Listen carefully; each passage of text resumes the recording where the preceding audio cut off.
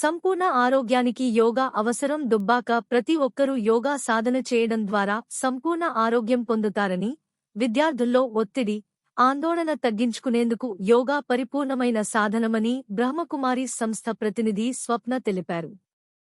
ఈ నెల 21న అంతర్జాతీయ యోగా దినోత్సవం పురస్కరించుకుని శనివారం దుబ్బాక పట్టణంలోని దిశ పాఠశాలలో బ్రహ్మకుమారి సాధ్వర్యంలో నిర్వహించిన యోగా శిక్షణ కార్యక్రమంలో ఆమె ముఖ్య అతిథిగా పాల్గొన్నారు. ఈ సందర్భంగా విద్యార్థులకు ధ్యానం, ప్రాణాయామాలు, యోగాసనాలను నేర్పించారు.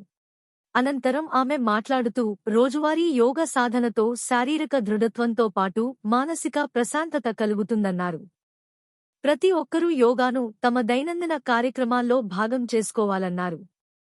విద్యార్థుల్లో జ్ఞాపక శక్తి మెరుగుపడుతుందన్నారు. మూర్తిమత్వ అభివృద్ధికి కూడా యోగా ఎంతగానో దోహదం చేస్తుందన్నారు.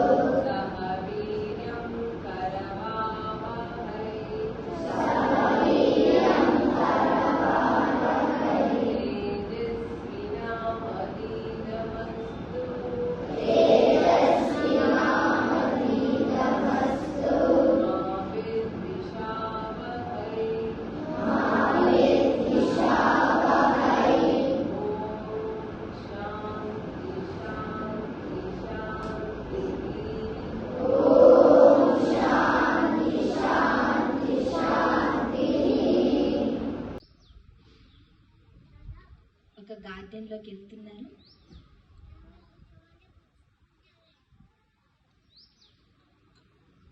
అన్నారు చల్లగా ఆ నీటి తుంపర్లు మీ పైన పడుతూ ఉన్నవి. హ్యాపీగా ఉంది. ఇంకా అక్కడ రంగుల రత్నం ఉంది, దాని మీద వెళ్ళి కూర్చోండి. తిరుగుతున్నారు. జారుడు బండ ఉంది. మీలాంటి ఫ్రెండ్స్ ఎంతోమంది ఉన్నారు, వాళ్ళతో ఆడుకుంటున్నారు. అక్కడ ఒక చిన్న బుట్ట ఉంది. ఆ బుట్ట తీసుకొని అక్కడ ఫ్లవర్స్ తెంపి అక్కడ ఒక శివాలయం ఉంది. ఆ శివాలయంలోకి వెళ్ళండి. ఆ శివుని ముందు మీరు తెచ్చిన ఫ్లవర్స్ పెట్టండి.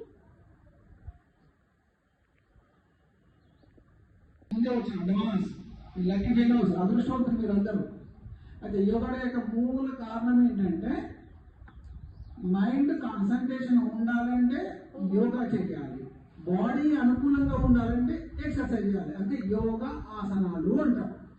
అందుకే మీకు ఈజీలో పూర్వంలో అమ్మ నాన్న ఓడి, చిన్నప్పుడే గుడి, పెద్దగా అయిన తర్వాత బడి, ఈ మూడు ఉండే. ఏంటిది? అమ్మ నాన్న ఓడి, తర్వాత గుడి, తర్వాత బడి. బడికి ఎందుకు రావాలి? గుడికి ఎందుకు వెళ్ళాలి? ఎవరిని మొక్కాలి? అయితే మీకు ఈజీ ఇప్పటికే గుర్తుంచుకోండి. మీరు ఏ గుడికి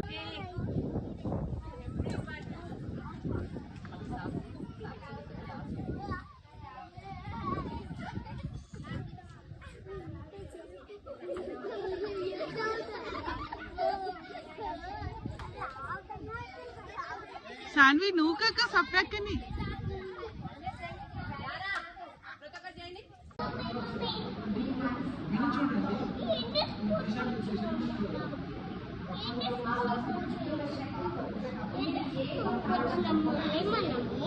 ఏమన్నా